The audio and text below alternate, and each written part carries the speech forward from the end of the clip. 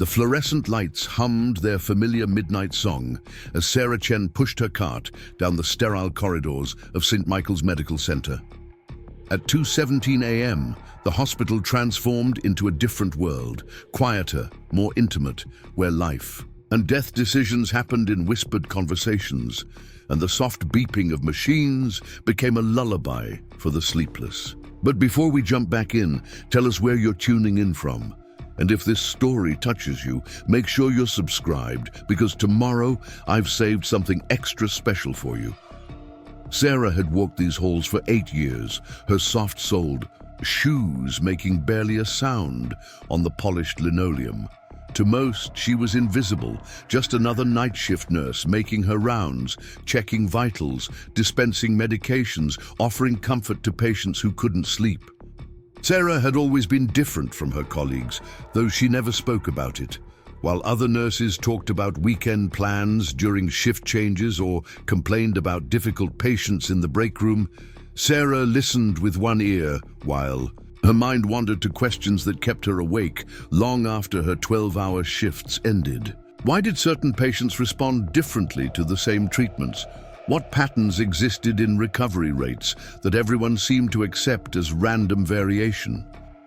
These thoughts followed her home to her small apartment in Queens, where she would sit at her kitchen table surrounded by medical journals she borrowed from the hospital library and research papers she printed during quiet moments at work. The other nurses found her dedication admirable but puzzling. "You're already a great nurse, Sarah," her supervisor Maria would say. "You don't need to study so hard."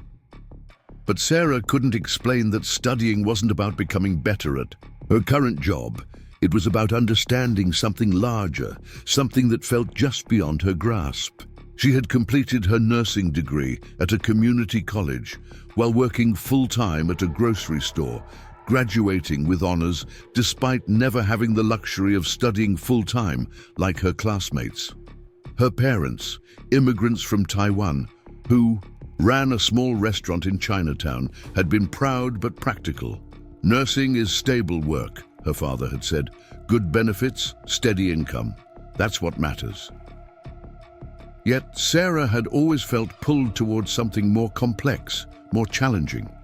During nursing school, while her classmates memorized protocols and procedures, Sarah found herself asking why the protocols worked, what mechanisms drove the healing process, and whether there might be better ways to approach patient care.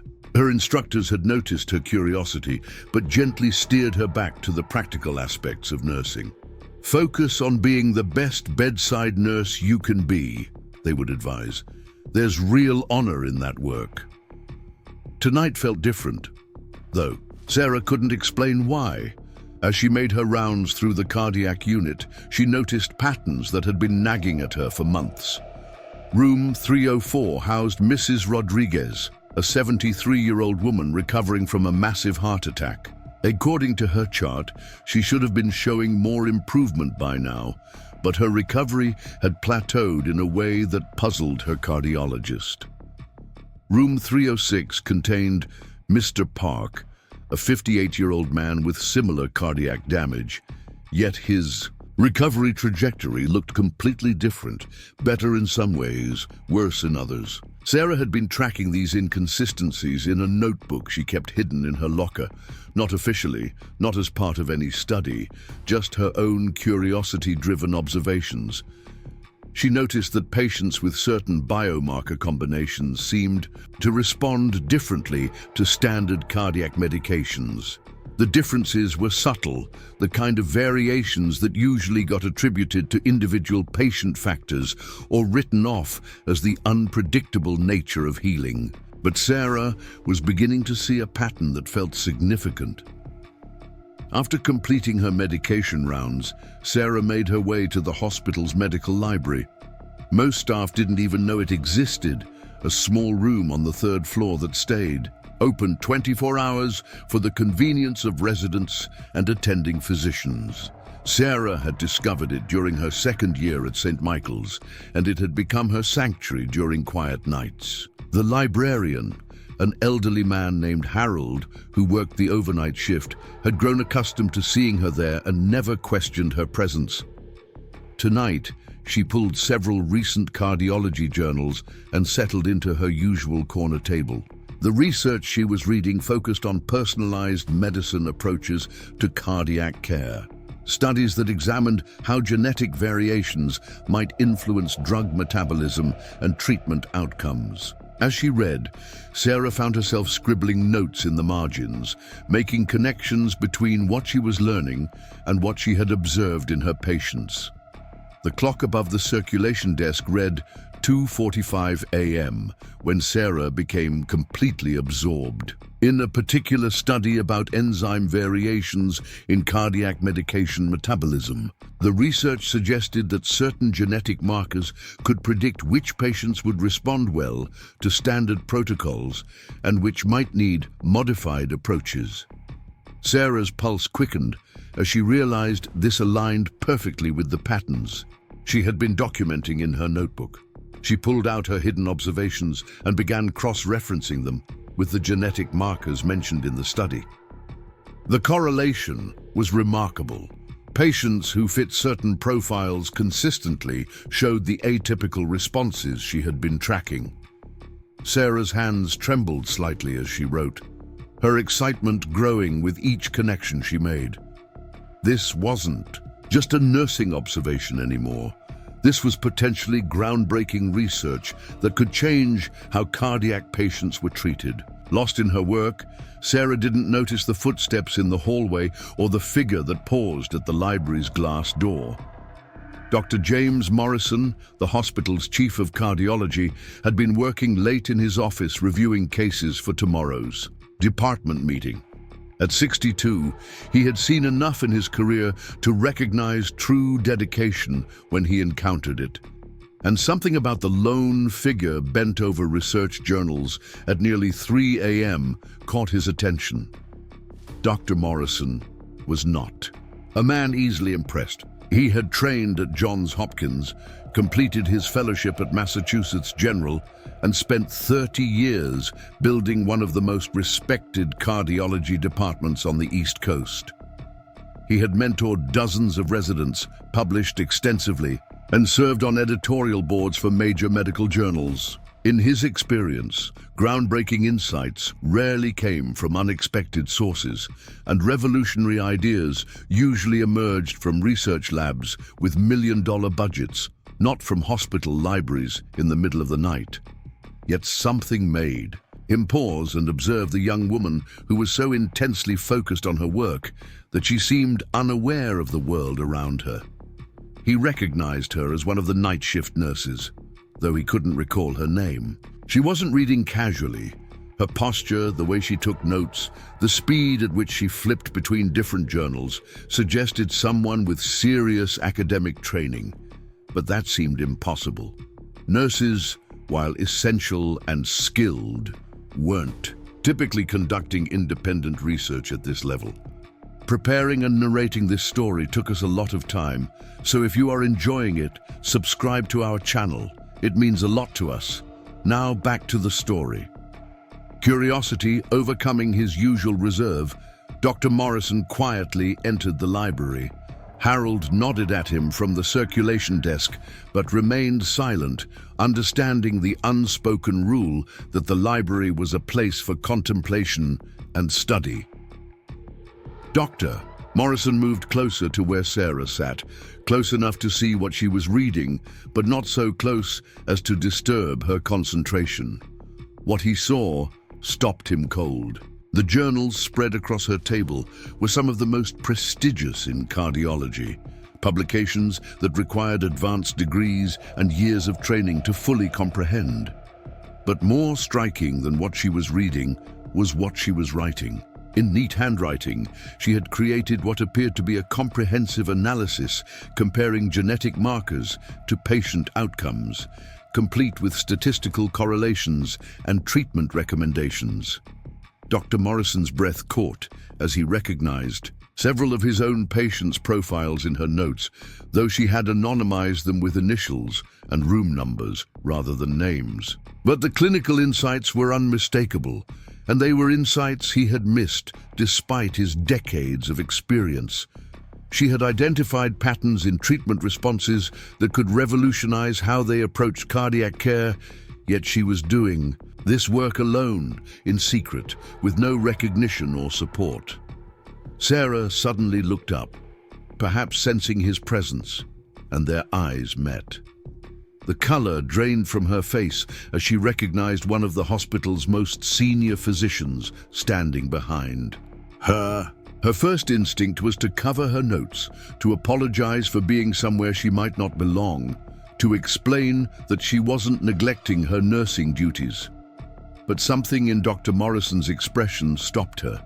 Not anger or disapproval, but intense curiosity and what looked like recognition. "I'm sorry, Dr. Morrison," Sarah began, her voice barely above a whisper. "I know it's late and I should probably be—" "What exactly are you working on?" he interrupted, his tone gentle but focused.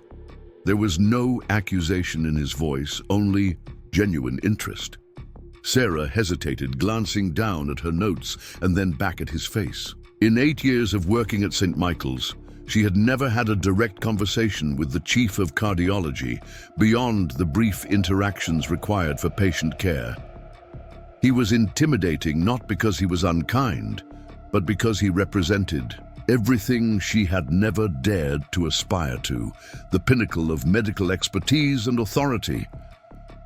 "I've been noticing patterns," she said carefully, "in how our cardiac patients respond to standard treatments. Some seem to follow expected recovery in timelines, but others don't, and I wondered if there might be underlying factors we're not considering." Dr. Morrison moved closer, gesturing toward her notes. "May I?"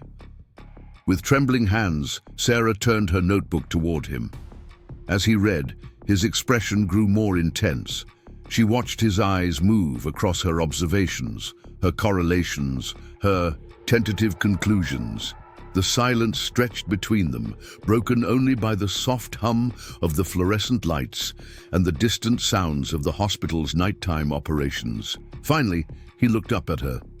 "How long have you been tracking this data?" "About 6 months," Sarah admitted. "I know I should have mentioned it to someone, but I wasn't sure if what I was seeing was significant.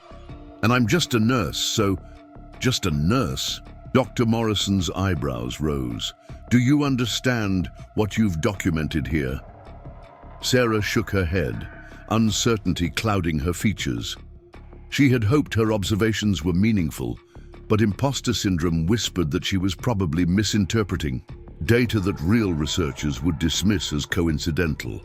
Dr. Morrison sat down across from her, his movement deliberate and serious.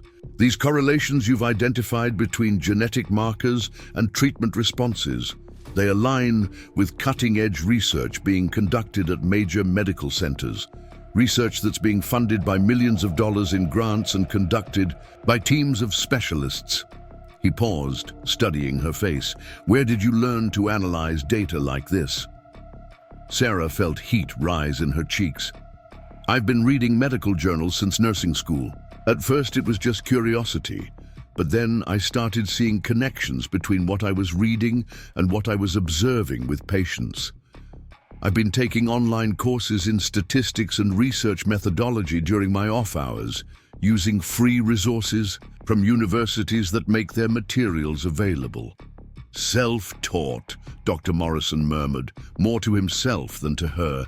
"And you've been doing this work alone, with no supervision or resources." "I know it's not official research," Sarah said quickly. "I'm not trying to overstep or pretend to be something I'm not. I just couldn't stop wondering about these patterns." Dr. Morrison was quiet for a long moment, his fingers drumming silently on the table. In his 30 years of practice, he had encountered brilliant residents, innovative fellows, and gifted colleagues.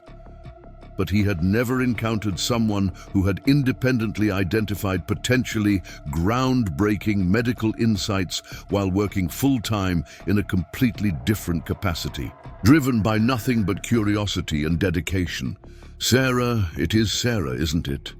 When she nodded, he continued, "What you've documented here isn't just interesting, it's potentially revolutionary. These patterns you've identified could change how we approach cardiac treatment for thousands of patients." Sarah stared at him, hardly daring to believe what she was hearing. "You really think so?" "I think," Dr. Morrison said slowly, "that you have a gift for medical research that shouldn't be wasted. The question is, what do you want to do about it?"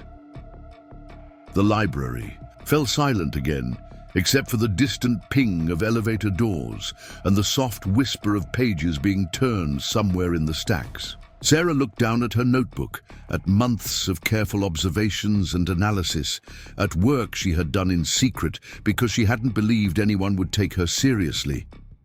Now, the most respected physician in the hospital was telling her that her work mattered, that it could make a difference.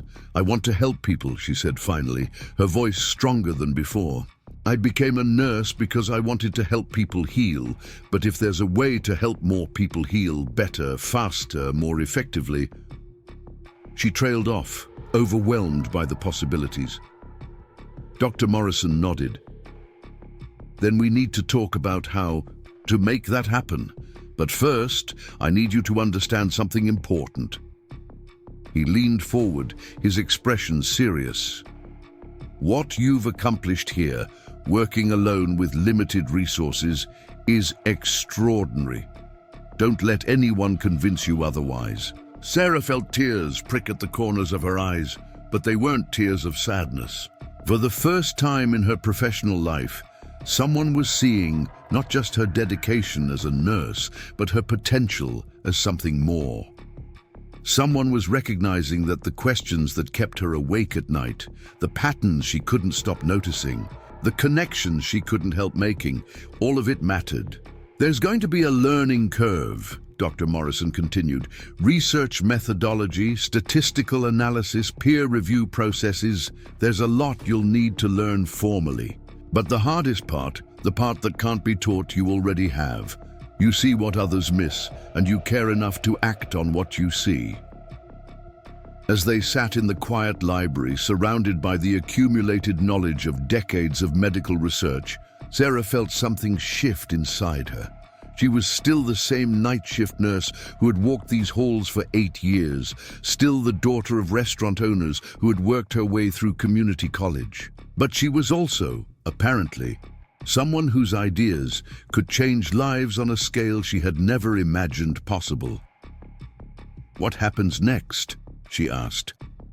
Dr. Morrison smiled, and for the first time since she had known him by reputation, he looked less like an intimidating authority figure and more like a mentor. "Next, we figure out how to turn your observations into formal research. We'll need to design a proper study, get institutional approval, possibly seek funding. It won't be easy, and it won't be quick." He paused, watching her face carefully. "Are you prepared for that kind of commitment? For the possibility that some people won't take you seriously at first? For the long hours and hard work that real research requires?"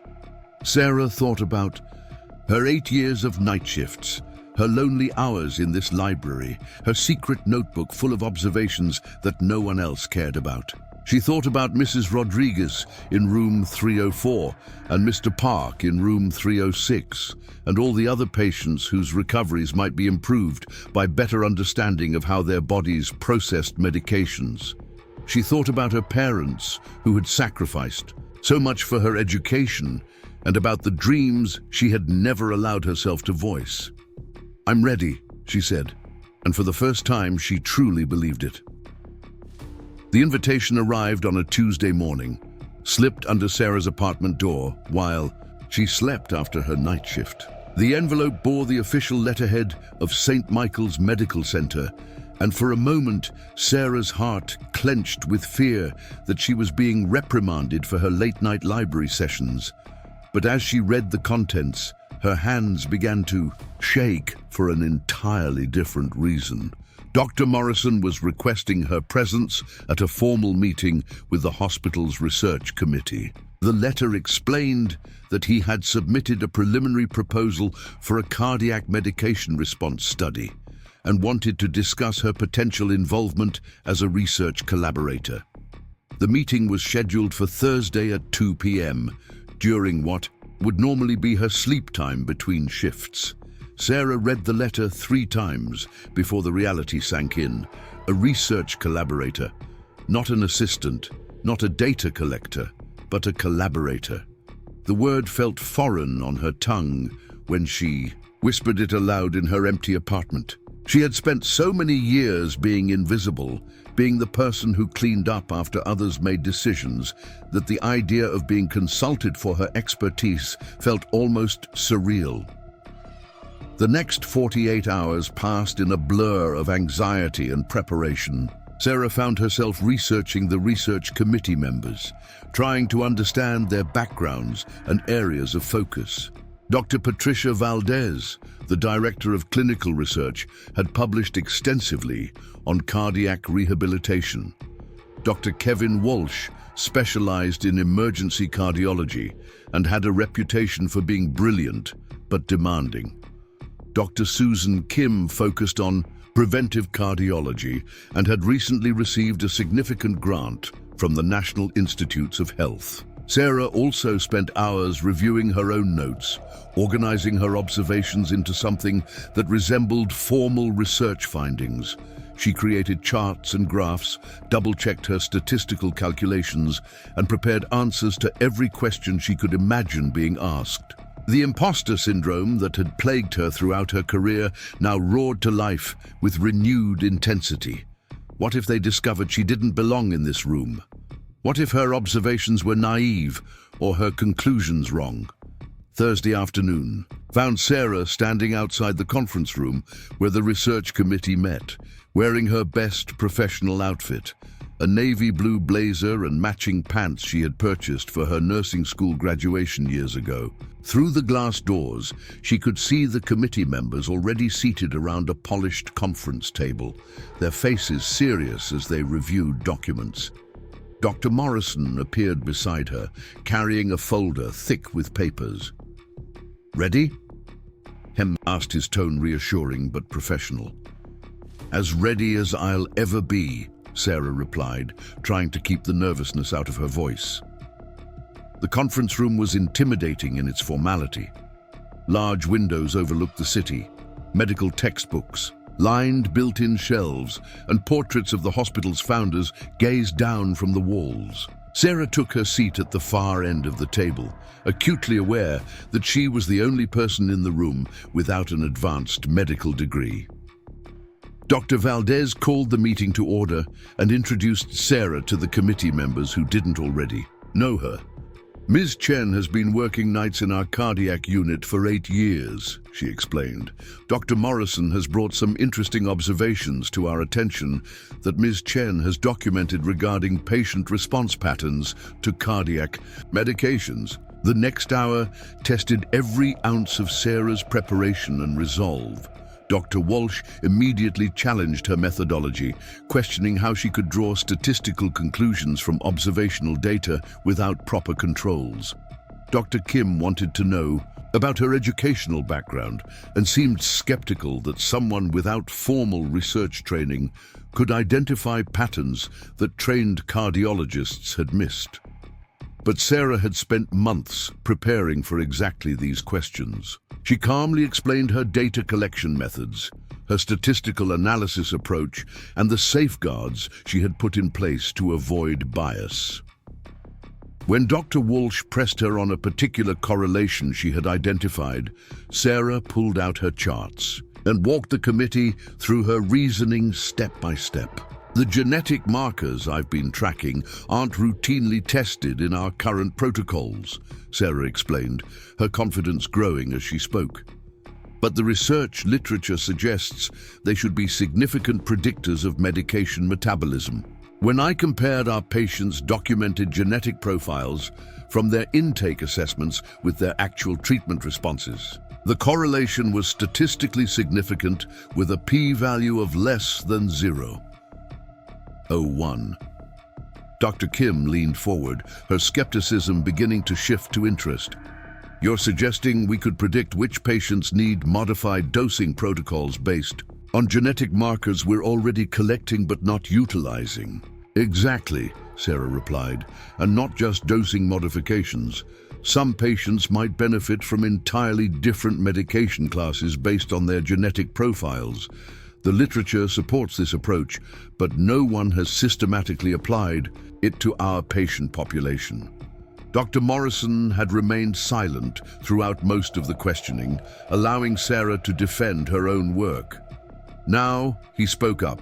What Sarah has identified aligns with personalized medicine approaches being developed at major research institutions. The difference is that she's identified practical applications we could implement immediately with our existing patient population.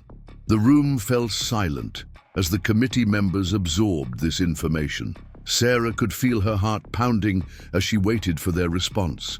Everything she had worked toward, all the late nights and secret observations, came down to this moment. Dr. Valdez was the first to speak. Ms. Chen, your observations are intriguing, but translating them into formal research requires significant resources and expertise. Are you prepared to commit to a multi-year research project that would require you to learn advanced research methodologies? I am, Sarah replied without hesitation. I've already been taking online courses in biostatistics and research design. I know I have a lot to learn, but I'm willing to do whatever it takes. Dr. Walsh looked skeptical. Even if we moved forward with this, you would need to work with experienced researchers. You couldn't lead this kind of study without proper supervision and guidance. Sarah felt a flash of frustration, but kept her voice level. I understand that, Dr. Walsh. I'm not asking to lead anything. I'm asking to contribute to research that could help our patients. If that means working under supervision, learning from more experienced researchers, and proving myself every step of the way, then that's what I'll do. Dr. Kim studied Sarah's charts more closely. These response patterns you've documented, have you shared this information with the attending physicians treating these patients? Not yet, Sarah admitted. I wanted to make sure my observations were sound before bringing them to anyone's attention. That's why I spent so much time researching and cross-referencing with the literature. But some of these patients are still under our care, Dr. Kim continued. If your observations are correct, we could be optimizing their treatment right now. Sarah's eyes widened as the implications hit her. In her focus on proving her research was valid, she had lost sight of the immediate applications. You're right, I should have brought this forward sooner. Dr. Morrison nodded, which is exactly why we need to formalize this research immediately. Sarah's observations need to be validated through proper protocols, but we also need to start applying her insights to current patient care. The committee spent the next 30 minutes discussing logistics. If they moved forward, Sarah would need to reduce her nursing hours to make time for research activities. She would need formal training in research protocols and human subjects protection. Most importantly, she would need to work closely with the attending physicians to implement her findings in real-time patient care. Dr. Valdez outlined the next steps. We'll need to submit a formal research proposal to the Institutional Review Board. Ms. Chen, you'll need to complete certification in human subjects research and good clinical practice. Dr. Morrison, you'll serve as the principal investigator with Ms. Chen as co-investigator. Sarah's breath caught. Co-investigator. The title carried weight and responsibility she had never imagined for herself. There's one more thing, Dr. Kim added. If this research proves successful, Ms. Chen, you should consider pursuing advanced education. The insights you've developed suggest you have the potential for significant contributions to medical research. After the meeting ended and the committee members filed out, Dr. Morrison remained behind with Sarah. "How do you feel?" he asked. Sarah looked out the conference room windows at the city beyond, then back at the table where she had just defended research that could change how cardiac patients were treated. "Terrified," she said honestly, "and excited, and overwhelmed." Dr. Morrison smiled. "That's exactly how you should feel. What you're embarking on isn't easy. There will be people who question your qualifications, who assume you don't belong in research because you didn't follow the traditional path. Are you prepared for that?" Sarah thought about all the years she had been invisible, all the times her insights had been dismissed or overlooked. "I've been dealing with people who don't see my potential for my entire career," she said. "At least now I'll be fighting for something that matters." Over the following weeks, Sarah's life transformed in ways she could never have anticipated.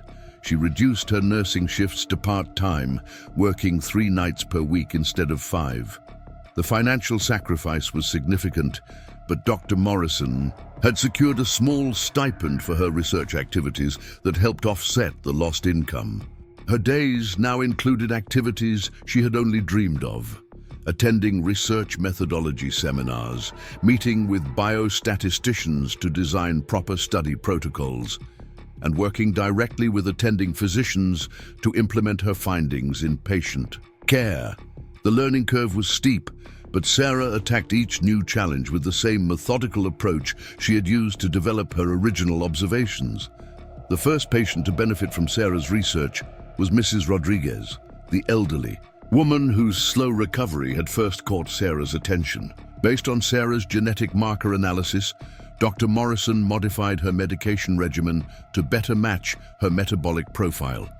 Within 2 weeks, Mrs. Rodriguez showed marked improvement, progressing further in her recovery than she had in the previous 2 months. Word of the success spread quietly through the cardiac unit. Other physicians began consulting Sarah about patients with unusual response patterns. Her insights, once hidden in a secret notebook, were now being applied to improve real patient outcomes in real time. But the transition wasn't without challenges. Some nurses on the unit struggled to understand Sarah's new role, feeling that she was abandoning her colleagues for something she thought was better. "So you're too good for bedside nursing now?" one colleague asked, her tone sharp with resentment. Sarah tried to explain that she wasn't abandoning nursing, but rather expanding it. "Everything I'm doing is still about patient care," she said. "I'm just approaching it from a different angle." The physicians presented their own challenges. While some embraced Sarah's insights, others were skeptical of accepting research from someone without medical training. Dr. Harrison, a senior cardiologist, was particularly vocal in his opposition. "We have protocols for a reason," he argued, during one department meeting. "We can't just change treatment plans based on theories from nursing staff." These moments tested Sarah's resolve. The imposter syndrome that had always plagued her now had new ammunition. Maybe she was overstepping. Maybe her observations weren't as significant as Dr. Morrison believed. Maybe she should return to the safety and familiarity of her nursing role. But then she would see Mrs. Rodriguez walking down the hallway, her recovery accelerated by the medication modifications based on Sarah's research. She would receive updates on other patients whose treatments had been optimized using her genetic marker correlations. The evidence was mounting that her work was making a real difference. 3 months into her new role, Sarah faced her biggest test yet. The hospital's monthly research symposium provided a forum for staff to present their ongoing studies to colleagues from across the medical center. Dr. Morrison suggested that Sarah present their preliminary findings to the broader medical community. The auditorium held 200 people: physicians, researchers, medical students, and nursing staff. Sarah had never spoken to such a large group, and certainly never about her own research. As she stood at the podium, looking out at the sea of faces, she felt the familiar flutter of panic in her chest. But then she saw Mrs. Rodriguez's face in her mind and Mr. Park's improved cardiac function reports and all the other patients whose lives had been touched by her work. She began to speak, her voice gaining strength as she described her observations, her methodology, and her findings. The questions came fast and challenging. Dr. Harrison asked pointed questions about her statistical methods. A visiting researcher from another hospital questioned her sample size. Medical students asked about applications to other cardiac conditions. Sarah answered each question carefully, drawing on months of intensive study and preparation. When she couldn't answer something definitively, she said so, but she also outlined how she planned to address those limitations in future research. At the end of her presentation, the applause was respectful but not overwhelming. Sarah knew she had passed an important test, but she also understood that she had only just begun to prove herself in this new world. Dr. Morrison found her afterward in the hallway outside the auditorium. "How do you think it went?" he asked. Sarah considered the question seriously. "I think I showed them that I belong in that room," she said. "Maybe not as an expert yet, but as someone who has something valuable to contribute." "That's exactly right," Dr. Morrison replied. "Expertise comes with time and experience, but insight, curiosity, and dedication, those things you already have." As Sarah walked home that evening, she reflected on how much her life had changed in just a few months. She was no longer the invisible night nurse working alone in the hospital library. She was a researcher, a collaborator, someone whose ideas were being taken seriously by some of the most respected physicians in the institution. But she was also still Sarah Chen, the daughter of restaurant owners, the community college graduate who had worked her way through nursing school. The transition from invisible caregiver to recognized researcher hadn't erased her background or her struggles. It had transformed them into strengths. The real test, she knew, would come when their research moved from preliminary findings to formal publication, when her work would be scrutinized by researchers at other institutions, when the broader medical community would evaluate her contributions. But for now, it was enough to know that she had taken the first crucial steps toward a future she had never dared to imagine. The email arrived on a Friday morning, marked urgent and copied to what seemed like half the hospital's administration. Dr. Robert Sterling, the hospital's chief medical officer, was requesting an immediate review of all ongoing research projects involving non-physician staff. The language was carefully neutral, but Sarah understood exactly what it meant. Someone had complained about her involvement in cardiac research, and now her entire future hung in the balance. The complaint had originated from an unexpected source. Dr. Amanda Foster, a renowned cardiologist who had recently joined St. Michael's from a prestigious university hospital, had submitted a formal objection to the Institutional Review Board. Her argument was elegantly crafted and professionally devastating, allowing nursing staff to function as research co-investigators without proper medical training set a dangerous precedent that could compromise patient safety and institutional credibility. Sarah learned about the complaint during what was supposed to be a routine research team meeting. Dr. Morrison's expression was grave as he explained the situation. "Dr. Foster has raised concerns about our study design and your role in it," he said carefully. "She's questioning whether someone without medical school training can adequately understand the clinical implications of the research we're conducting." The words hit Sarah like a physical blow. After months of proving herself, of seeing her research improve actual patient outcomes, of earning the respect of colleagues who had initially dismissed her, she was back to defending her right to exist, in spaces others deemed inappropriate for someone like her. "What exactly is she claiming?" Sarah asked, her voice steadier than she felt. Dr. Morrison handed her a copy of the formal complaint. As Sarah read, she felt her stomach drop. Dr. Foster hadn't just questioned her qualifications. She had systematically dismantled every aspect of Sarah's involvement in the research. The complaint argued that Sarah's observational methods were fundamentally flawed, that her statistical analysis was superficial, and that her recommendations could potentially harm patients who deserved treatment decisions made by fully qualified physicians. Most damaging of all, Dr. Foster had requested access to Sarah's patient outcome data and found what she characterized as concerning inconsistencies in the documented results. She suggested that the improvements attributed to Sarah's genetic marker insights could be explained by other factors, and that the research team had been overly eager to credit positive outcomes to unproven methodologies. Sarah felt the familiar burn of imposter syndrome, but this time it was amplified by official institutional scrutiny. Maybe Dr. Foster was right. Maybe she had been fooling herself about the significance of her observations. Maybe she had allowed her desire to contribute to cloud her judgment about what she was actually capable of achieving. "She's requesting a full review of our research protocols," Dr. Morrison continued. "The IRB wants to meet with our entire team next week to address her concerns." The meeting was scheduled for Tuesday at 9 a.m. in the hospital's main conference room, the same space where major policy decisions were made and where Sarah had never imagined herself as anything other than part of the support staff who cleaned up afterward. Now she would be sitting at the table as a research team member, defending work that had become the most meaningful thing she had ever accomplished. Dr. Foster arrived 15 minutes early, accompanied by 2 colleagues from her previous institution, who had agreed to serve as external reviewers.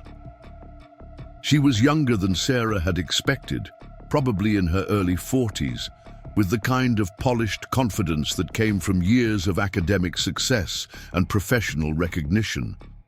Her presentation materials were professionally bound, her data analysis was sophisticated, and her arguments were delivered with the authority of someone who had never had her expertise questioned. Sarah sat beside Dr. Morrison, feeling increasingly small as Dr. Foster systematically challenged every aspect of their research. The external reviewers asked pointed questions about Sarah's educational background, her understanding of research ethics, and her ability to recognize when patient care decisions were beyond her scope of practice. Ms. Chen, one of the reviewers, asked, "Can you walk us through your process for determining when a patient's response pattern suggests medication modification?"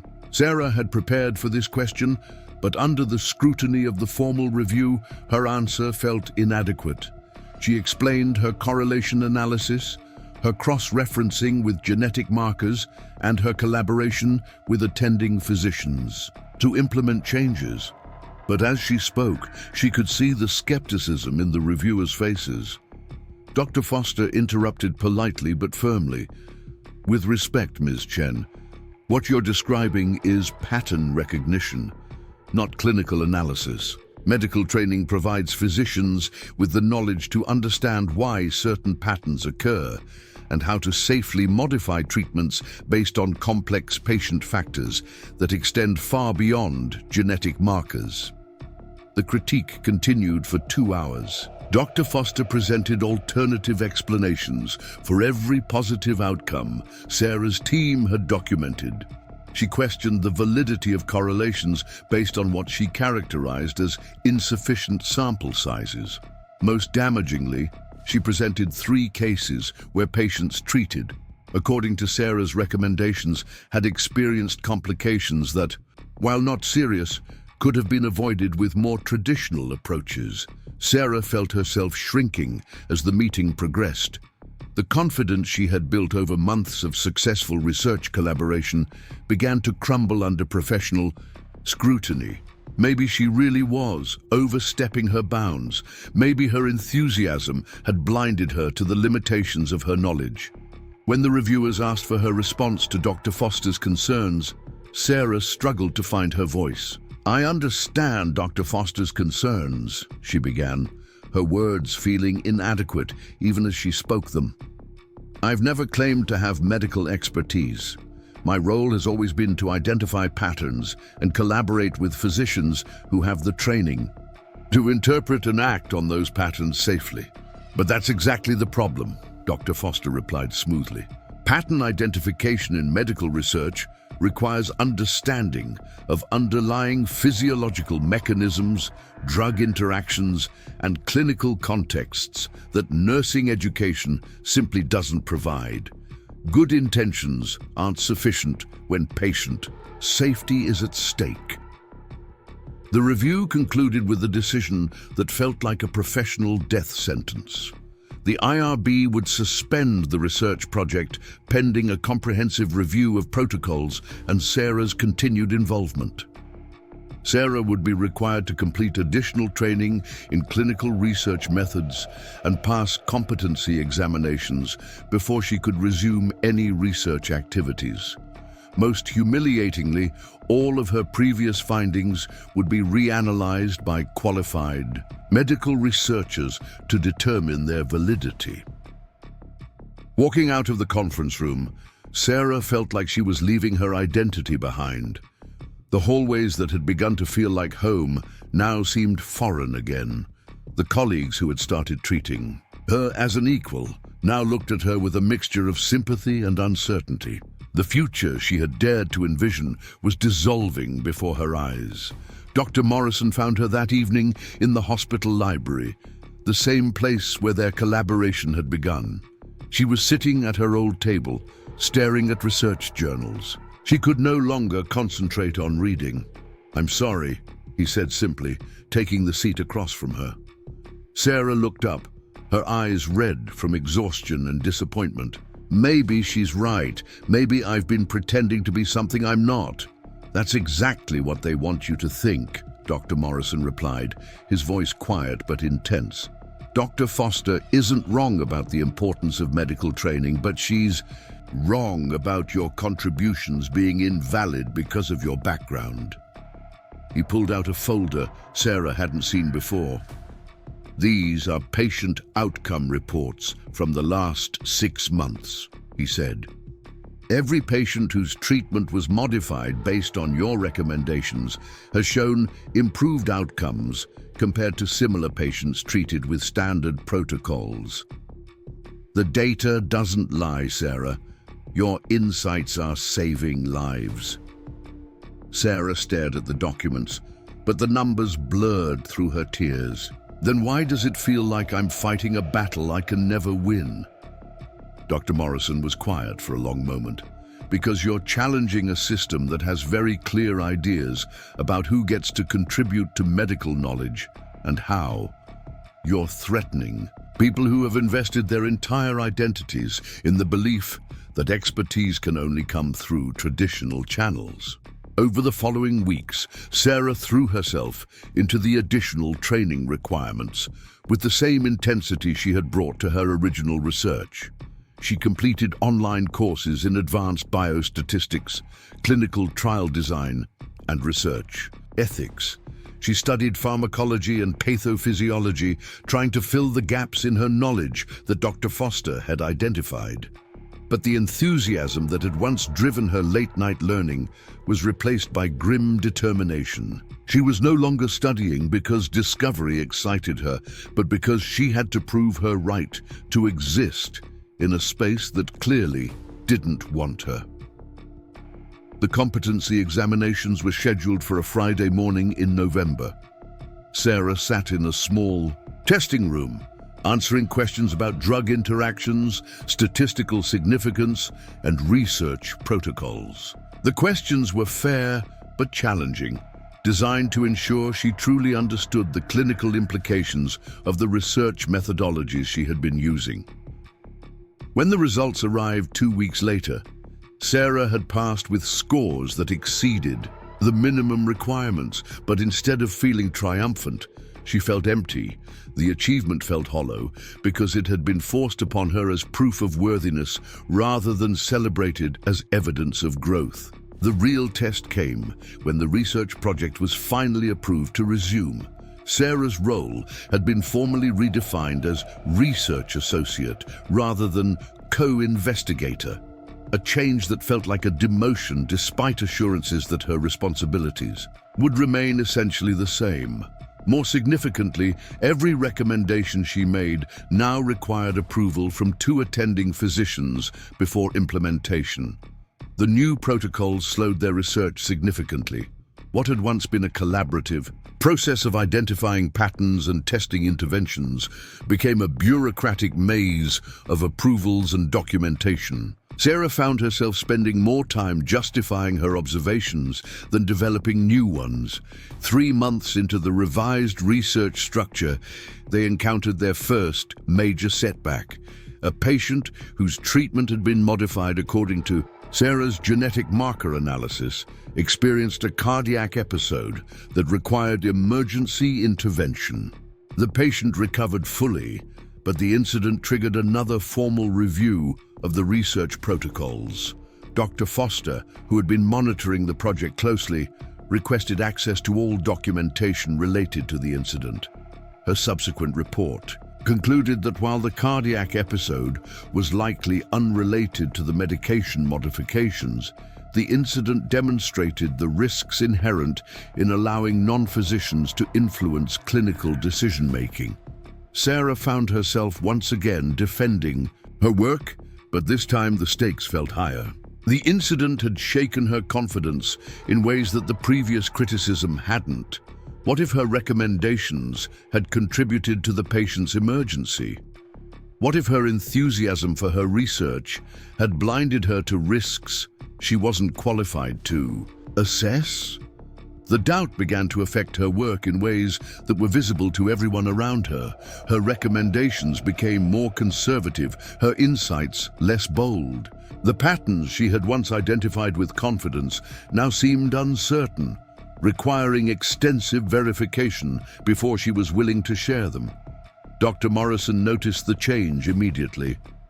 "You're second-guessing yourself," he observed during one of their weekly meetings.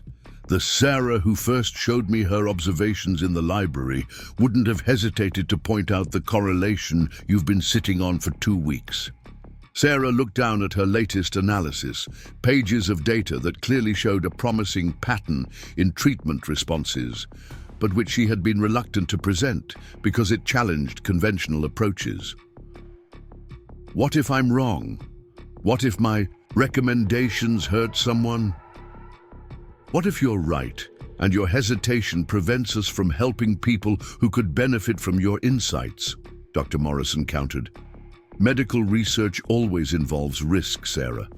The question isn't whether there's risk, but whether the potential benefits justify taking carefully calculated risks. The conversation forced Sarah to confront a truth she had been avoiding.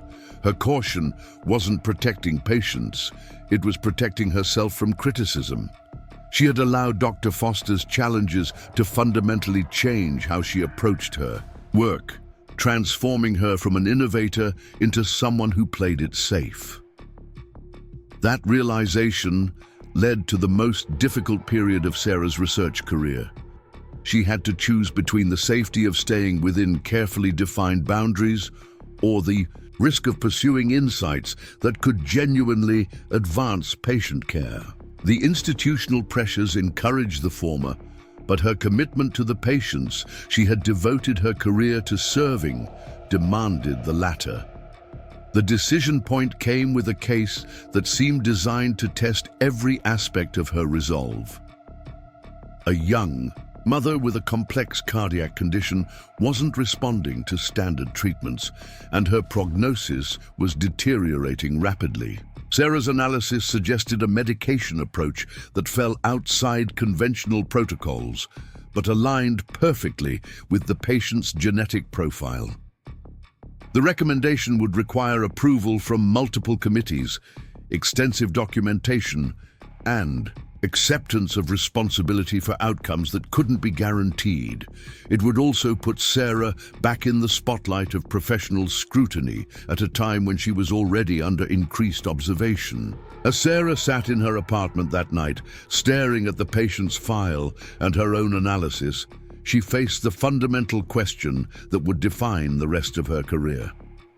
Was she willing to fight for what she believed in, even when the system seemed designed to defeat her?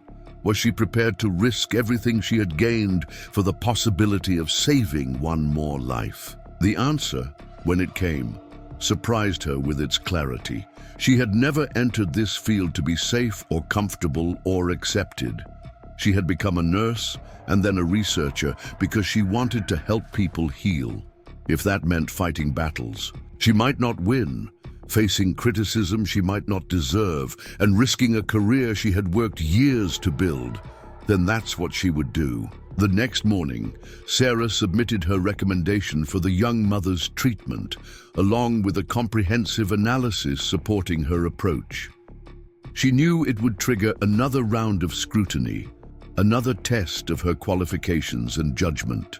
But she also knew that somewhere in the hospital, a patient was depending on her willingness to see patterns others had missed and to act on insights that conventional thinking might dismiss. For the first time in months, Sarah felt like herself again, not the cautious, defensive version she had become under institutional pressure, but the curious, determined person who had spent years learning in secret because she believed knowledge, who could make a difference. The battle wasn't over, but she was finally ready to fight it on her own terms. The young mother's name was Jessica Martinez, and she was 28 years old, with twin daughters who visited her every evening after daycare. Sarah had watched Jessica's condition deteriorate over 3 weeks, despite aggressive treatment with the most advanced cardiac medications available. Her heart function was declining steadily, and the transplant list had wait times that Jessica's cardiologist privately admitted she might not survive. Sarah's controversial treatment recommendation sat on Dr. Morrison's desk for 4 days, while the necessary approvals were secured. During those 4 days, Jessica's condition worsened to the point where her family was called in for what everyone expected might be final conversations. The twins, barely old enough to understand why Mommy couldn't come home, drew pictures with crayons on computer paper that the nurses taped to Jessica's hospital room walls. On Thursday morning, the final approval came through. Dr. Morrison, Dr. Valdez, and 2 external cardiology consultants had reviewed Sarah's genetic marker analysis and agreed that the unconventional medication protocol was worth attempting. The decision carried significant risk for everyone involved. If Jessica didn't respond positively, or if she experienced adverse reactions, the incident would likely end Sarah's research career permanently. Sarah stood outside Jessica's room that morning, watching through the glass as the young mother struggled to stay conscious while her daughters showed her their latest artwork. The weight of responsibility felt crushing.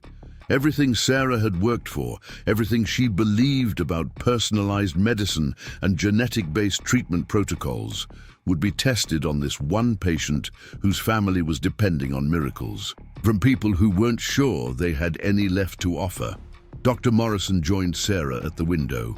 "Second thoughts?" he asked quietly. Sarah shook her head. The analysis was solid, the genetic markers were clear, and the conventional treatments had already proven ineffective. "She fits the profile perfectly," Sarah said.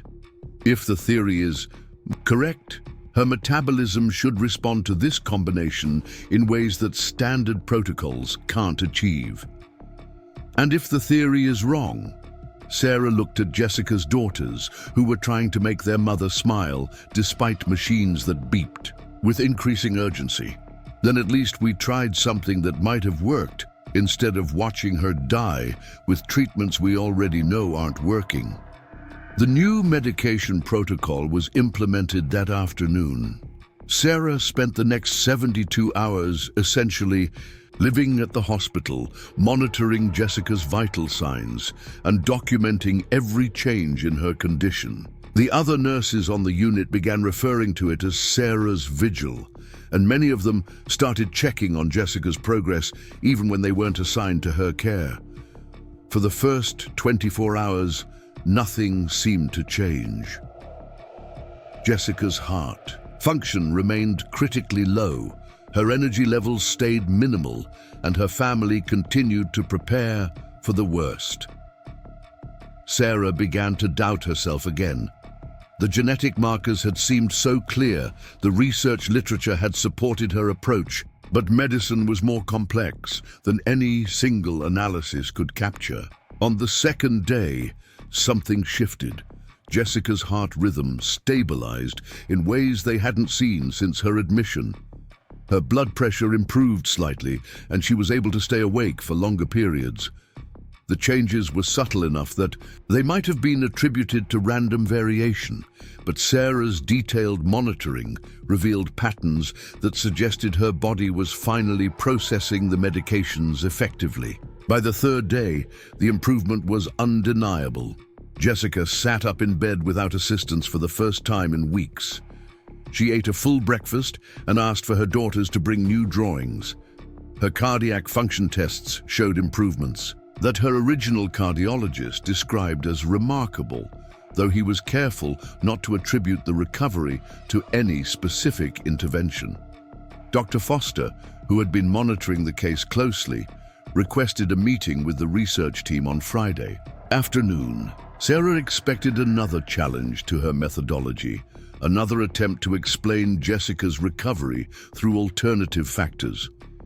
Instead, Dr. Foster surprised everyone by acknowledging that the treatment approach had produced results that conventional protocols had failed to achieve. "I want to be clear," Dr. Foster said, addressing Sarah directly. "I still have concerns about research protocols that rely heavily on non-physician analysis. But I can't argue with outcomes like this." She paused, studying the data from Jessica's case. "What I'd like to propose is a more structured collaboration. If Ms. Chen's genetic marker approach is as effective as this case suggests, we need to validate it through proper clinical trials with appropriate oversight." Sarah felt a mixture of vindication and caution. Dr. Foster's acknowledgement was significant, but the emphasis on proper oversight suggested that Sarah's role would remain limited and closely supervised. Dr. Morrison responded before Sarah could speak. "Dr. Foster, I appreciate your willingness to consider Sarah's approach, but any collaboration needs to recognize that Sarah's insights are the foundation of this research. She's not a technician implementing someone else's protocols. She's a researcher who has developed novel approaches to cardiac care." The tension in the room was palpable. Dr. Foster's expression suggested she wasn't accustomed to having her collaborative offers negotiated, but Dr. Morrison's position was firm. After several moments of silence, Dr. Foster nodded slowly. "Very well. I propose we design a formal clinical trial with Ms. Chen as co-principal investigator. We'll need additional funding, expanded ethical approvals, and collaboration with other medical centers to ensure adequate sample sizes." Sarah's heart pounded as the implications sank in. Co-principal investigator on a multi-center clinical trial was a level of responsibility and recognition she had never imagined achieving. It also meant that her work would be scrutinized by researchers at major medical institutions across the country. The meeting concluded with agreements to submit grant applications to the National Institutes of Health and the American Heart Association. Sarah would be responsible for developing the genetic marker analysis protocols, while Dr. Foster would handle the clinical implementation guidelines. Dr. Morrison would oversee the overall study design and serve as the senior investigator. As the team members filed out of the conference room, Dr. Foster approached Sarah. "I owe you an apology," she said quietly. "I allowed my concerns about research protocols to overshadow the value of your insights. What you've accomplished with Jessica's case and with your other patients represents genuinely innovative thinking." Sarah was surprised by the admission. Thank you, Dr. Foster. I understand your concerns about maintaining research standards. I've learned a lot from the challenges you've raised.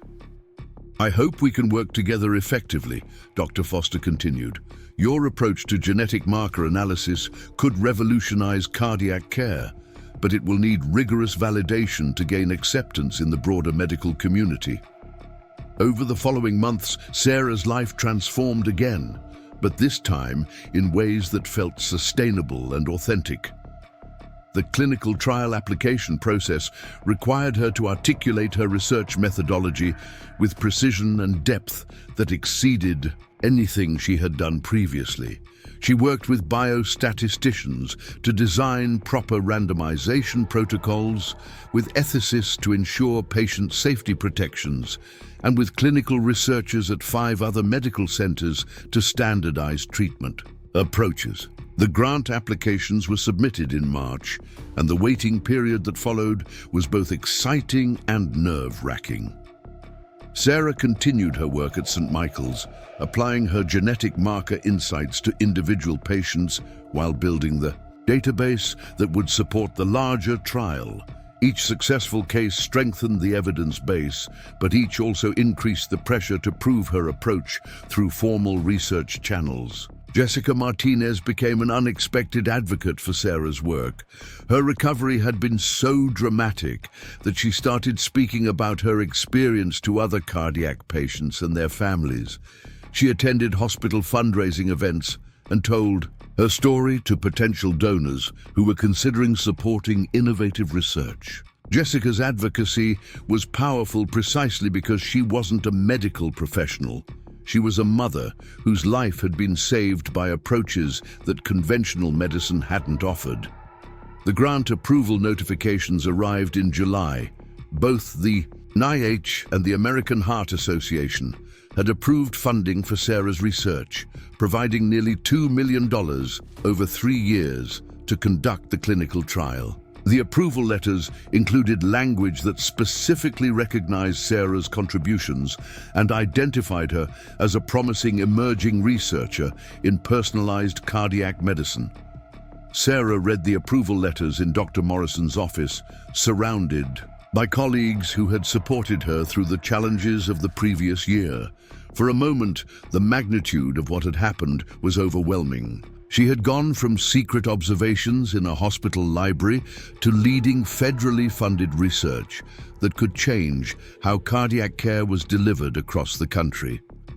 The clinical trial officially launched in September with a ceremony attended by hospital administrators, research staff, and members of the media who had learned about the innovative study design.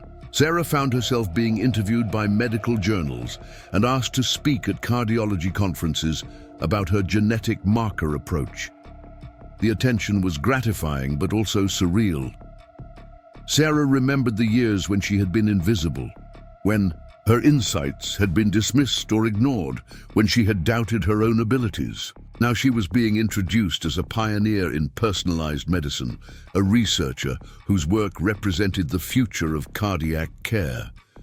But the real validation came from the patients enrolled in the clinical trial. The early results exceeded even Sarah's optimistic projections. Patients whose treatments were guided by her genetic marker analysis showed significantly better outcomes than those receiving standard care. The improvements weren't marginal. They were substantial enough that the Independent Safety Monitoring Board recommended expanding enrollment to include more patients. 6 months into the trial, Sarah received an invitation that seemed to symbolize how completely her professional life had changed. The American College of Cardiology asked her to deliver a keynote address at their annual conference, speaking to an audience of over 3,000 cardiologists from around the world about the future of personalized cardiac medicine. Sarah accepted the invitation with a mixture of excitement and trepidation. The audience would include many of the most respected researchers in cardiology, people whose work she had studied during her years of secret learning in the hospital library. Now she would be speaking to them as a colleague, sharing insights that had emerged from her unique perspective as both a bedside caregiver and a clinical researcher. The speech Sarah delivered that day would later be cited as a turning point in how the medical community thought about the relationship between clinical observation and formal research. She began by telling her own story, describing the years of invisible observations that had led to her breakthrough insights. But rather than focusing on her personal journey, she used her experience to illustrate broader points about how medical knowledge could be advanced. Innovation in medicine doesn't always come from where we expect it, Sarah told the audience. Some of the most important insights emerge from people who see patients differently because they interact with them differently.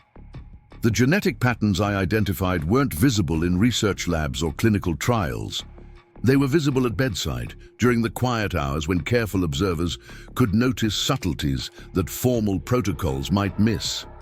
She continued, but observation without rigorous validation is just anecdote, and validation without innovative observation is just repetition of what we already know. The future of personalized medicine depends on combining careful clinical observation with rigorous research methods. The audience response was enthusiastic, but more importantly for Sarah, it was respectful. These were her peers now, colleagues, who valued her contributions not despite her unconventional background, but because of the unique perspective it provided. After the conference, Sarah was approached by researchers from major medical centers who wanted to collaborate with her. Universities offered her positions that would have seemed impossible just 2 years earlier. Pharmaceutical companies sought her consultation on drug development projects that could benefit from her genetic marker insights. But the opportunity that excited Sarah most came from an unexpected source. Dr. Chen Wei, the director of nursing research at Johns Hopkins, contacted Sarah about developing a program that would train nurses to conduct clinical research. The program would address exactly the kind of institutional barriers that Sarah had faced, creating pathways for bedside caregivers to contribute to medical knowledge through formal research channels. Your story has inspired a lot of nurses who have insights they don't know how to pursue, Dr. Chen explained during their initial conversation. We want to create a program that gives them the tools and support they need to turn observations into research. Sarah was intrigued by the possibility of helping other nurses avoid the struggles she had experienced. The program would include research methodology training, mentorship partnerships with physician researchers, and institutional support for nurse-led studies. It would formalize the kind of collaboration that had developed naturally between Sarah and Dr. Morrison. The decision to accept the position at Johns Hopkins was difficult because it meant leaving St. Michael's, where her research career had begun. But Sarah realized that her most important contribution might be creating opportunities for others rather than continuing to focus solely on her own research. The farewell celebration at St. Michael's was attended by colleagues from across the hospital. Nurses, physicians, administrators, and support staff gathered to recognize Sarah's contributions and to celebrate what her success represented for the institution. But the most meaningful moment came when Jessica Martinez arrived with her twin daughters, now healthy 5-year-olds who had drawn pictures of Sarah wearing a stethoscope and holding a clipboard. "Miss Sarah saved Mommy," one of the girls announced to the crowd, speaking with the directness that only children could manage. "And now she's going to save other mummies." As Sarah looked around the room at faces that had become familiar over nearly a decade of working at St. Michael's, she realized that her journey had come full circle in ways she had never anticipated. She had started as an invisible night nurse, working alone and doubting her own insights. She was ending as a nationally recognized researcher, but more importantly, as someone who could create pathways for others to transform their observations into discoveries. The program at Johns Hopkins launched 6 months later with Sarah as its director. The first cohort included 20 nurses from medical centers across the country, each bringing clinical observations they wanted to explore through formal research. Sarah worked with each of them to develop study protocols, secure institutional approvals, and navigate the challenges of conducting research while maintaining clinical responsibilities. The program's first major success came from Maria Santos, a pediatric nurse who had noticed patterns in childhood asthma that seemed related to environmental factors not captured in standard assessments. With Sarah's guidance, Maria developed a research protocol that identified new triggers for asthma episodes, leading to preventive interventions that reduced emergency room visits by 40%. Another breakthrough came from Robert Kim, an emergency room nurse who had observed that certain patients with chest pain exhibited subtle signs that weren't included in standard cardiac risk assessments. His research led to improved diagnostic protocols that caught heart attacks earlier and reduced mortality rates in emergency departments. As Sarah watched these nurses present their findings at medical conferences and publish their research in peer-reviewed journals, she felt a satisfaction that exceeded even the recognition she had received for her own work. She had not only proven that nurses could contribute to medical research, but had created systems that made such contributions routine rather than exceptional. 3 years after joining Johns Hopkins, Sarah was invited to testify before a congressional subcommittee examining healthcare innovation. The invitation came because her research had been cited in policy discussions about personalized medicine and because her nurse researcher training program had been highlighted as a model for other institutions. Sitting at the witness table in a congressional hearing room, facing senators and representatives who were asking her opinion on national healthcare policy, Sarah reflected on the journey that had brought her to this moment. She thought about the young woman who had once mopped floors in hospital corridors, who had studied alone in medical libraries, who had doubted her right to contribute to conversations about patient care. But she also thought about Jessica Martinez, whose life had been saved by treatments that conventional approaches hadn't offered. She thought about Maria Santos and Robert Kim and the other nurse researchers who were now contributing to medical knowledge in ways that had been impossible before the pathways were created. She thought about all the patients whose care would be improved by insights that came from bedside observation, combined with rigorous research methods. "Senator," Sarah said in response to a question about the future of healthcare innovation, "the most important discoveries often come from people who see familiar problems from new perspectives. Our healthcare system is most effective when it creates opportunities for those insights to be developed, tested, and implemented." She paused, thinking about the genetic markers that had first caught her attention during quiet night shifts years earlier. Innovation isn't just about new technologies or expensive equipment. It's about recognizing patterns that others have missed and having the courage to act on those observations. As Sarah spoke to the senators about the importance of supporting unconventional paths to medical discovery, she realized that her story had become larger than her personal journey. It had become evidence that expertise could emerge from unexpected places, that institutions could adapt to recognize contributions from people who didn't fit traditional molds, and that the future of medicine depended on expanding rather than limiting who got to participate in advancing knowledge. The hearing concluded with bipartisan support for legislation that would fund nurse researcher training programs at medical centers across the country. Sarah's work had not only transformed her own life and career, but had created new possibilities for thousands of other healthcare professionals who had insights they didn't know how to pursue. Walking out of the Capitol building that afternoon, Sarah pulled out her phone and called Dr. Morrison, who had remained her mentor and collaborator throughout her career transformation. "I keep thinking about that night in the library," she told him, when you found me working on those genetic marker correlations. What about it? Dr. Morrison asked. Sarah looked up at the dome of the Capitol, where policies were made that would affect millions of patients across the country. I'm wondering how many other people are sitting in libraries right now, working alone on insights that could change everything, waiting for someone to notice what they're doing. Dr. Morrison was quiet for a moment. That's why your program matters so much, Sarah. You're not just training individual researchers. You're changing how institutions think about where knowledge comes from.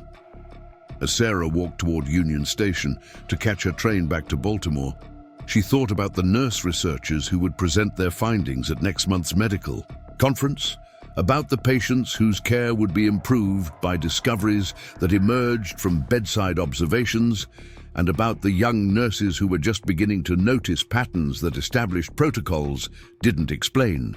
Her story had begun with secret observations in a hospital library, but it was continuing in conference rooms and research labs across the country, wherever healthcare professionals were learning that their insights mattered and that institutions could be transformed to recognize contributions from people who had previously been invisible. The train back to Baltimore was crowded with commuters heading home after long days in offices and meeting rooms throughout Washington. Sarah found a seat by the window and opened her laptop to review applications from nurses who wanted to join the next cohort of the research training program. Each application told a story of clinical observations that the applicant wanted to explore more formally, patterns they had noticed that might represent opportunities for improving patient care. Reading through the applications, Sarah was struck by how familiar many of the stories sounded. Nurses who stayed late to understand why certain patients responded differently to treatments. Night shift workers who had time to notice subtleties that day shift colleagues missed. Bedside caregivers who asked questions that formal protocols didn't address. But unlike her own experience years earlier, these nurses wouldn't have to work alone or in secret. They would have institutional support, research training, and mentorship relationships that would help them transform observations into discoveries. They would have pathways that hadn't existed when Sarah first started noticing genetic patterns in cardiac patients. As the train pulled into Baltimore's Penn Station, Sarah felt the deep satisfaction that came from knowing that her work had created possibilities for others that extended far beyond her individual contributions. She had not only proven that nursing insights could advance medical knowledge, but had built systems that made such contributions routine rather than exceptional. The impact of her work would be measured not just in the lives saved by her genetic marker research, but in the discoveries that would emerge from hundreds of other nurse researchers who now had pathways to pursue their insights. Her story had become their story, and their success would create opportunities for future generations of healthcare professionals who saw patterns that others missed. Walking through the familiar corridors of Johns Hopkins that evening, Sarah passed research labs where nurse researchers were working on studies that might change how medicine was practiced. She thought about Jessica Martinez's daughters, now healthy, school-aged children whose mother's recovery had helped validate approaches that were now being used to treat cardiac patients across the country. But mostly, she thought about the young nurses who were just beginning their careers, who would inherit a healthcare system that recognized their potential contributions from the beginning, rather than requiring them to fight for recognition. They would have opportunities that Sarah had helped create, pathways that had been built through years of proving that expertise could emerge from unexpected places. Her office at Johns Hopkins overlooked the same city skyline she had grown up, seeing from her parents' restaurant in nearby neighborhoods, but the view looked different now, not because the buildings had changed, but because Sarah's place in the world had been transformed by her willingness to act on insights that others had overlooked. The genetic markers that had first caught her attention during quiet night shifts years earlier were now being used to guide treatment decisions for thousands of cardiac patients. The research program she had developed was training nurses at medical centers across the country to pursue their own discoveries. The pathways she had helped create were being used by healthcare professionals who would advance medical knowledge in ways that hadn't been possible before institutional barriers were removed. As Sarah turned off the lights in her office and prepared to head home, she reflected on how the story that had begun with secret observations in a hospital library had evolved into a career dedicated to ensuring that other healthcare professionals wouldn't have to work in secret. Her success had created opportunities for others, and their success would expand those opportunities even further. The impact would be measured in lives saved, treatments improved, and discoveries made by people who might never have had the chance to contribute to medical knowledge without the pathways that Sarah's journey had helped establish. Her story had become proof that institutions could change, that expertise could emerge from unexpected places, and that the future of healthcare depended on recognizing contributions from people who saw familiar problems from new perspectives. 5 years had passed since Sarah Chen last walked the night corridors of St. Michael's Medical Center. Now, as she stepped through the familiar entrance at 2 a.m., she carried herself differently, not with the hurried pace of someone trying to remain invisible, but with the confident stride of someone who belonged exactly where she was. The security guard recognized her immediately, his face brightening with genuine warmth. "Dr. Chen, what brings you back to the old neighborhood?" The title still felt surreal sometimes. Sarah had completed her doctorate in nursing research at Johns Hopkins while running the Nurse Researcher Training Program, a grueling 3 years of balancing administrative responsibilities with academic requirements. But the degree had been necessary, not for her own validation, but to give institutional weight to the program she was building. "I'm here to meet someone," Sarah replied, signing the visitor log with practiced ease. "A night shift nurse who's been making some interesting observations about patient outcomes." The security guard nodded knowingly. Stories about Sarah's journey had become legendary at St. Michael's, told and retold to new employees as proof that innovation could emerge from anywhere within the institution. The hospital had since established its own nurse research initiative, inspired by Sarah's success and supported by administrators who had learned to recognize the value of bedside insights. Sarah made her way to the cardiac unit, where she had spent so many years caring for patients whose conditions she studied in secret. The hallways looked exactly the same: polished linoleum floors, fluorescent lighting, the quiet hum of medical equipment. But everything felt different because Sarah's relationship to this space had been fundamentally transformed. She found Elena Vasquez in room 318, quietly reviewing a patient's chart while the elderly man slept peacefully. Elena was 34, had worked night shifts at St. Michael's for 6 years, and had recently sent Sarah a detailed email about patterns she had noticed in post-surgical recovery times. Her observations suggested that certain preoperative factors, when combined in specific ways, could predict which patients would experience complications that standard risk assessments missed. "Ms. Vasquez?" Sarah said softly, not wanting to startle her. Elena looked up, her eyes widening with recognition and nervousness. "Dr. Chen, I can't believe you actually came." Sarah smiled, remembering her own disbelief when Dr. Morrison had first taken her observations seriously. "Your email was fascinating. I wanted to hear more about what you've been tracking."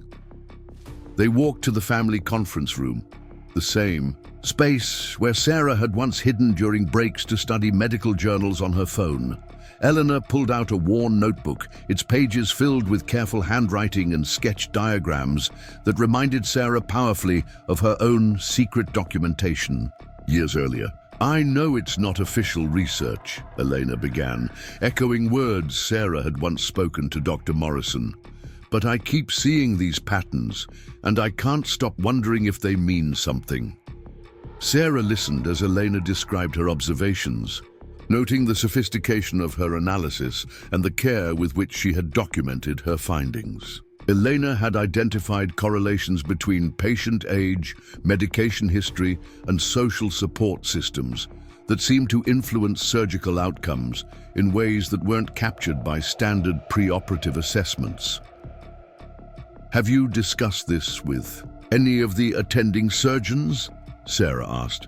Elena shook her head. "I'm just a nurse. They barely have time to review the standard assessments, let alone listen to theories from someone without medical training." The phrase hit Sarah like an echo from her own past.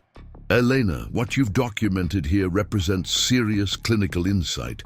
These patterns could help prevent complications for hundreds of patients." Elena's eyes filled with tears. "You really think so?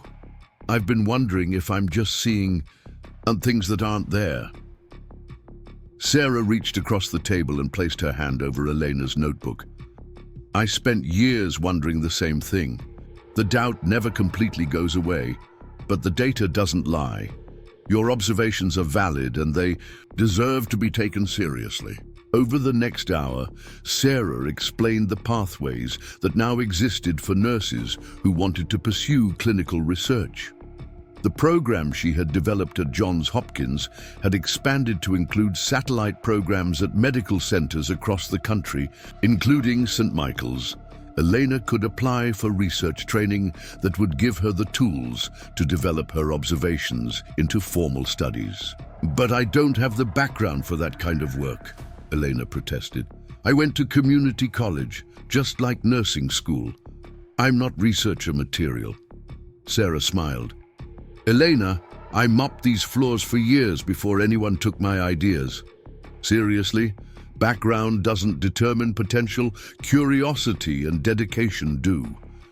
As they talked, Sarah found herself reliving her own journey through Eleanor's questions and concerns. The institutional barriers were lower now, the pathways clearer, but the fundamental challenge remained the same: helping healthcare professionals believe that their insights mattered and that institutions could be convinced to support their development. Before leaving that night, Sarah arranged for Elena to meet with Dr. Morrison, who had remained at St. Michael's and now served as the hospital's director of nursing research. The program Sarah had helped establish had created formal mechanisms for nurses to pursue clinical observations, but it still required mentors who understood the unique challenges of translating bedside insights into academic research. Walking through the hospital corridors as dawn approached, Sarah encountered Maria Rodriguez, now the night shift supervisor. Maria had been one of Sarah's colleagues during her nursing years, someone who had watched Sarah's transformation with a mixture of pride and amazement. "Every time I see you, I remember that quiet nurse who used to disappear into the library during breaks," Maria said, embracing Sarah warmly. "Look at you now." Sarah laughed. "I'm still that same person, Maria. I just have different opportunities now." "No," Maria said firmly. "You're the person who created those opportunities for yourself and for everyone else." The observation stayed with Sarah as she drove home through the quiet streets of Baltimore. Her story had become intertwined with the stories of hundreds of other healthcare professionals who had transformed their careers by pursuing insights that conventional thinking might have dismissed. But the individual journeys were less important than the systemic changes they had created. Later that week, Sarah received a call from Dr. Patricia Valdez, who had been promoted to Chief Medical Officer at St. Michael's. The hospital was celebrating the 10th anniversary of its nurse research program, and they wanted Sarah to deliver the keynote address at the commemoration ceremony. "We're not just celebrating a program," Dr. Valdez explained. "We're celebrating a change in how we think about where knowledge comes from and who gets to contribute to advancing patient care." The ceremony was held in the hospital's main auditorium, the same space where Sarah had once attended mandatory training sessions as a staff nurse. Now she stood at the podium, looking out at an audience that included nurses, physicians, administrators, and researchers who had built careers on the foundation she had helped establish. But the most meaningful faces in the audience belonged to the patients whose lives had been changed by the research that had emerged from bedside observations. Jessica Martinez sat in the front row with her teenage daughters, living proof that unconventional approaches to cardiac care could produce results that conventional medicine hadn't achieved. Elena Vasquez was there too, having completed her first year in the nurse researcher training program and recently published her findings about preoperative risk factors in a major surgical journal. Her research had already been adopted by 3 hospitals and was being tested in a multi-center trial that could change how surgical risk was assessed nationwide. 10 years ago, Sarah began her address, I stood in the medical library of this hospital at 2 a.m., wondering if anyone would ever take my observations seriously. I was a night shift nurse who had noticed patterns that seemed important, but I had no pathway to pursue those insights. She paused, looking around the auditorium at faces that represented the transformation of healthcare institutions from places that discouraged unconventional thinking to organizations that actively cultivated innovation from unexpected sources. Today, this hospital employs 15 nurse researchers who are conducting studies that could change how we care for patients across the country. The pathways exist now not because the barriers have disappeared, but because we've learned to build bridges over them. Sarah continued, the real measure of progress isn't in individual success stories, but in systems that make success possible for people who might never have had the chance to contribute otherwise. When Elena Vasquez published her research on surgical risk assessment, she wasn't just advancing medical knowledge, she was proving that institutions can change and that expertise can emerge from anywhere within them. The applause was sustained and heartfelt, but Sarah was most moved by the expressions on the faces of current nursing staff who were seeing possibilities for their own careers that hadn't existed when she had worked these same halls. After the ceremony, Sarah was approached by Dr. Chen Wei from Johns Hopkins, who had become not just a colleague but a close friend over the years. I have news, Dr. Chen said, her expression excited but serious. The World Health Organization wants to discuss adapting your nurse researcher model for international implementation. The conversation that followed outlined possibilities that seemed almost beyond imagination.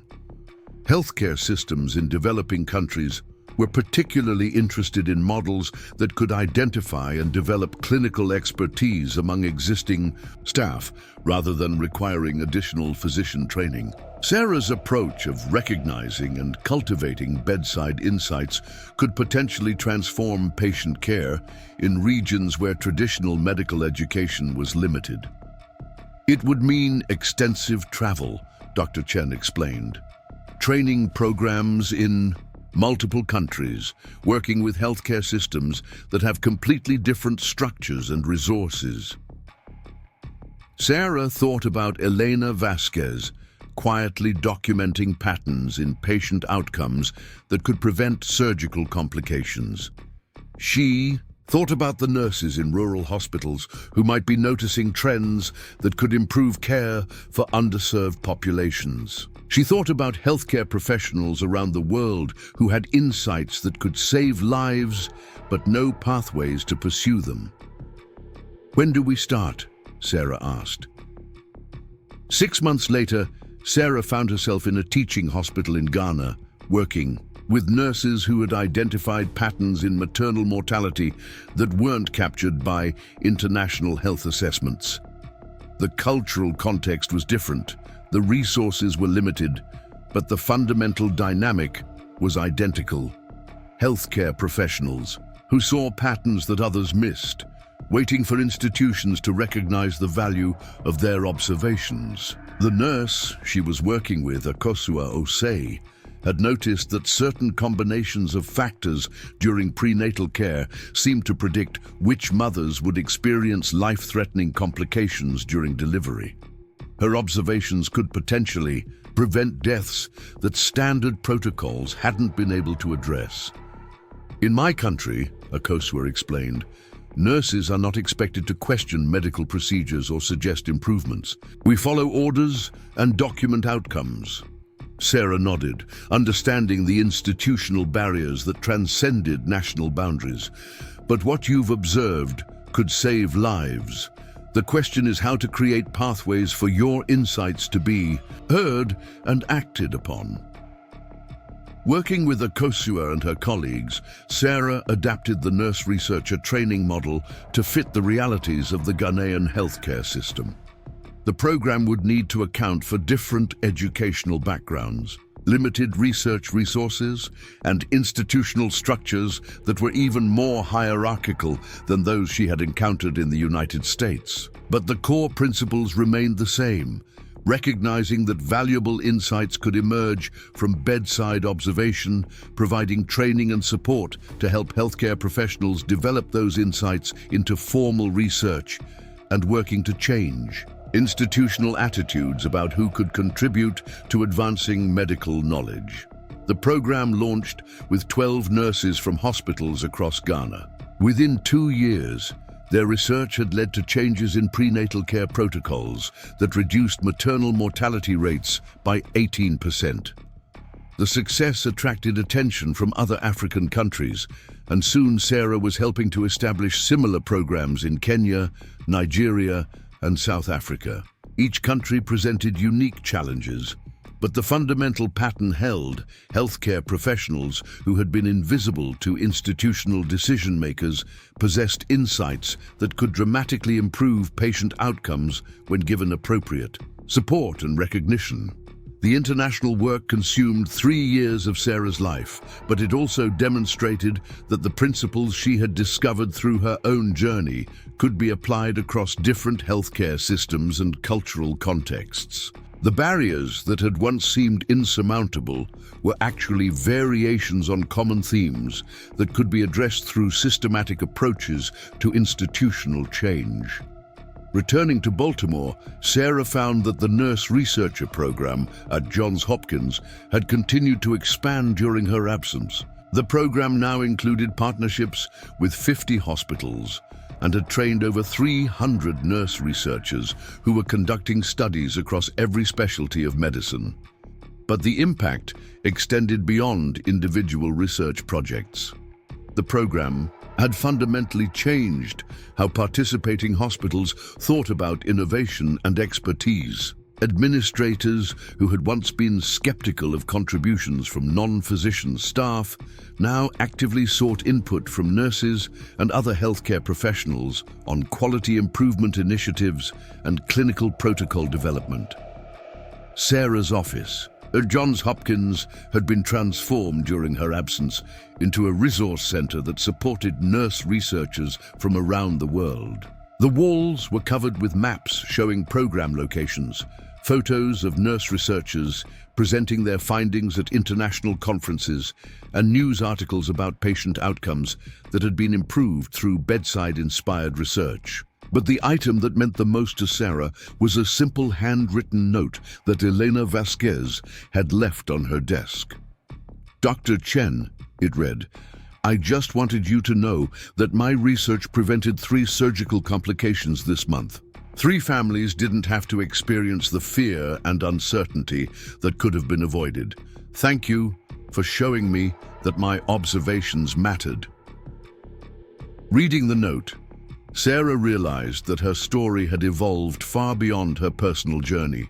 From night shift nurse to internationally recognized researcher, it had become proof that individual transformation could create systematic change, that institutional barriers could be overcome through persistence and strategic thinking, and that the future of healthcare depended on recognizing expertise wherever it emerged. The young woman who had once studied alone in hospital libraries, doubting whether anyone would ever take her insights seriously, had created pathways that ensured other healthcare professionals would never have to work in isolation. Her success had multiplied exponentially through the achievements of hundreds of nurse researchers who were now advancing medical knowledge in ways that hadn't been possible before the barriers were removed.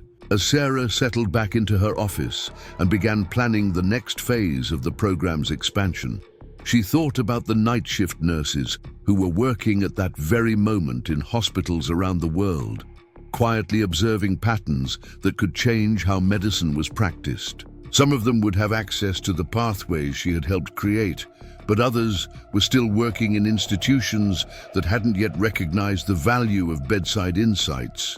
Her work was far from over. There were still barriers to overcome, still institutions to convince, still healthcare professionals whose potential contributions were being overlooked because they didn't fit traditional models of expertise. But Sarah had learned that systematic change was possible, that individual stories could inspire institutional transformation, and that the future of healthcare belonged to organizations that expanded rather than limited who got to participate.